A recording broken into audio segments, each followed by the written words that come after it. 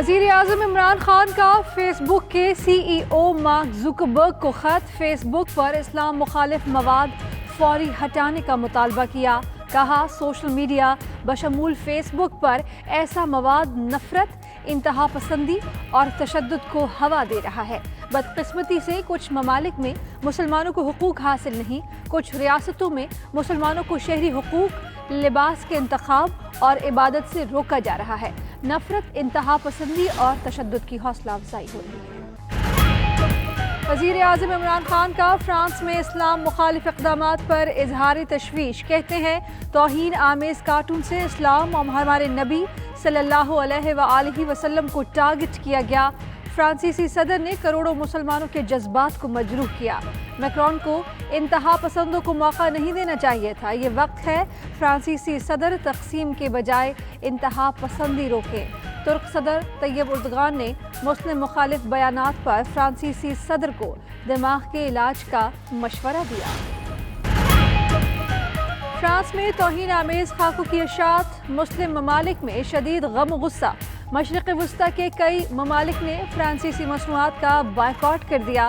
Kuwait اور مصر کی مارکیٹس سے فرانسیسی مصنوعات ہٹا لی گئیں۔ سوشل میڈیا پر بائیکاٹ فرینچ پروڈکٹس کے ہیش ٹیگ ٹرینڈ کرنے لگے۔ مسلم ممالک کا فرانسیسی اشیاء کا بائیکاٹ فرانس کو گھٹنوں پر لے آیا۔ فرانس نے عرب ممالک سے اشیاء کا بائیکاٹ ختم کرنے کی درخواست کر دی۔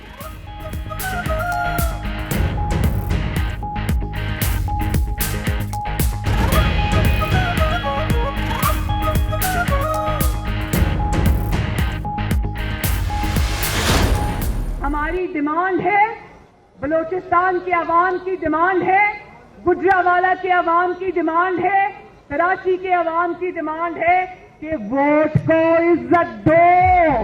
اب عوام کی حاکمیت کا سورج طلوع ہونے کو ہے، ووٹ عزت پانے کو ہے، اور ووٹ کو پاؤں تلے روندنے کا سلسلہ بند ہونے کو ہے۔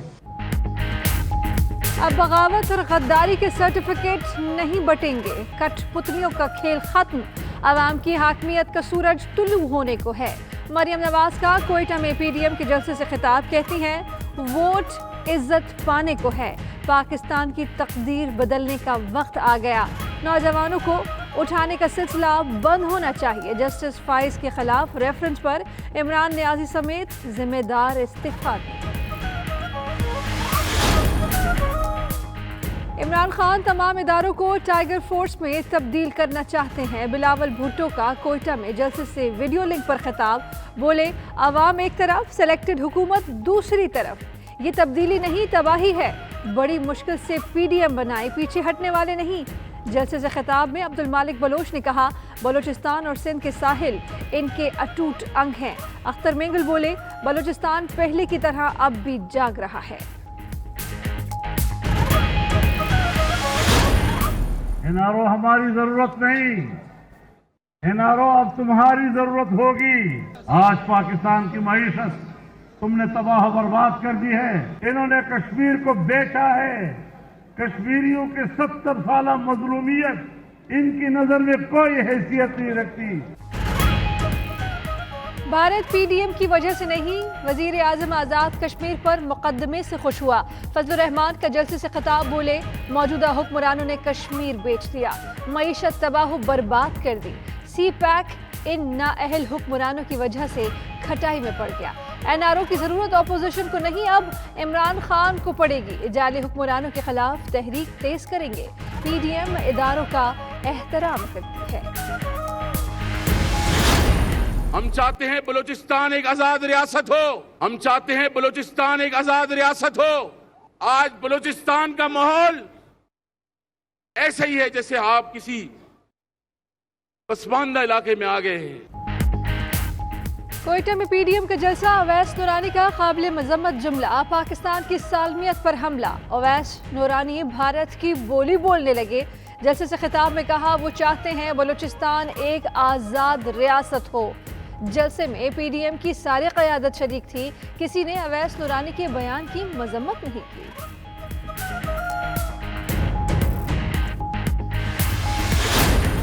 یہ اویس نورانی کی بات کو آپ علیحدگی میں نہ دیکھیں، یہ اس بیانیے کا جو کہ ہمارے دشمن چلا رہے ہیں، یہ اس کی ایک کڑی ہے۔ 11-12 پارٹیز تھی، کسی نے بھی مزاحمت نہیں کی، تو اس کا مطلب ہے کہ وہ بھی اس میں شریک ہے۔ حکومت پی ڈی ایم کے پلیٹ فارم سے آزاد بلوچستان کے مطالبے کی مذمت کرتی ہے۔ شبلی فراز کہتے ہیں اویس نورانی نے بلوچستان کی آزادی کا نعرہ لگایا، یہی ملک دشمن چاہتے ہیں، حکومت اس بیانیے کے خلاف عملی اقدامات کرے گی۔ شہباز گل نے کہا اویس نورانی اور پی ڈی ایم نے آئین کے خلاف ورزی کی۔ جام کمال کہتے ہیں یہ پی ڈی ایم کا جلسہ تھا یا بی جے پی کا؟ فیاض حسن چوہان بولے اویس نورانی نے جو کہا وہ قابل مذمت ہے۔ چیئرمین نیب نے آج اعلیٰ سطح کا اجلاس طلب کر لیا۔ ڈپٹی چیئرمین نیب، پرازیکیوٹر جنرل اور ڈی جیز شریک ہوں گے۔ ترجمان کے مطابق اجلاس میں نیب کے آپریشن اور پرازیکیوشن ڈویژن سے متعلق نئی حکمت عملی پر غور ہوگا۔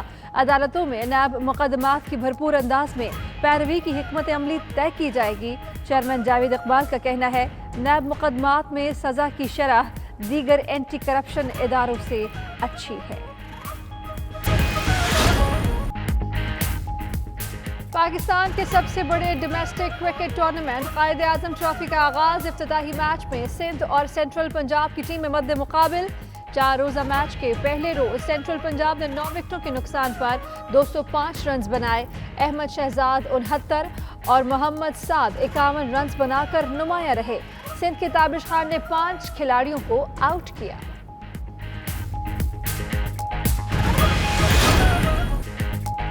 اور لوئس ہیملٹن کے عظیم مائیکل شوماکر کو بھی پیچھے چھوڑ دیا۔ سب سے زیادہ فارمولا 1 ریسز جیتنے کا اعزاز اپنے نام کیا۔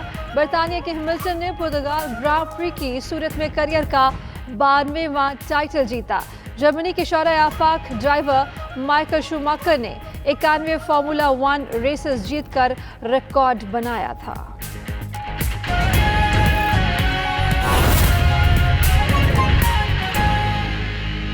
قبائلی علاقوں کو خیبر پختونخوا میں ضم کیا تو تعلیم کے شعبے میں تبدیلی کی امیدیں پیدا ہو گئیں، مگر یہاں کے عوام کی قسمت بدل سکی اور نہ ہی تعلیم سے محروم بچوں کو حق دلانے کے لیے کوئی آگے آیا۔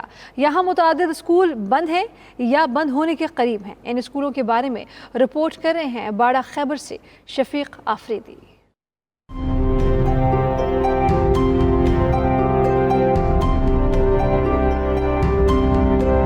یہ کوئی بھوت بنگلہ نہیں بلکہ ضلع خیبر کے علاقہ باڑہ میں کمرخیل باز گھڑی کا اسکول ہے جو ویران پڑا ہے۔ یہ دستان صرف ایک اسکول تک محدود نہیں، باڑہ تحصیل میں 84 اسکول ایسے ہیں جو گزشتہ ایک دہائی سے خیموں میں قائم ہیں۔ 9 سال کا عرصہ گزر چکا ہے جو آئی ڈی پیز کی واپسی ہوئی ہے، ابھی تک اسکول بنے ہی نہیں ہے۔ باڑہ تحصیل میں صرف 84 اسکول ابھی تک ٹینٹوں میں پڑھ رہے ہیں۔ قبائلی اضلاع کو ضم ہوئے بھی سال گزر گئے، صوبائی اسمبلی میں نمائندگی بھی مل گئی، لیکن یہاں لڑکیوں کے 2 مڈل اسکولوں کو اب بھی تالے پڑے ہیں۔ اسی تحصیل میں 9 اسکول ایسے بھی ہیں جہاں یا تو استانیاں آتی ہی نہیں اور یا ان اسکولوں میں استانیوں کی کمی ہے۔ یہاں ایک اسکول میں 600 بچیوں کو پڑھانے کے لیے صرف ایک استانی ہے۔ گرل اسکول جو پرائمری ہے وہاں پر سٹاف آ رہے ہیں، لیکن ان کی پوزیشن یہ ہے کہ اس میں ایک جو ہے نا 3 تنخواہ 3 ٹیچر لے رہی ہے اور یہاں پر جو ہے نا موجود اسکول میں پرائمری میں وہ ایک ہے۔ عوامی نمائندوں کو باڑہ خیبر کے اسکولوں کی حالت ازار سے بار بار آگاہ کیا گیا، مگر نہ تو منتخب نمائندوں نے خبر لی اور نہ ہی محکمہ تعلیم کے افسران کو ہوش آیا۔ باڑہ کی بچیاں اس جدید دور میں بھی تعلیم جیسے بنیادی حق سے محروم ہو رہی ہیں۔ شفیق آفریدی، 92 نیوز، باڑہ، ضلع خیبر۔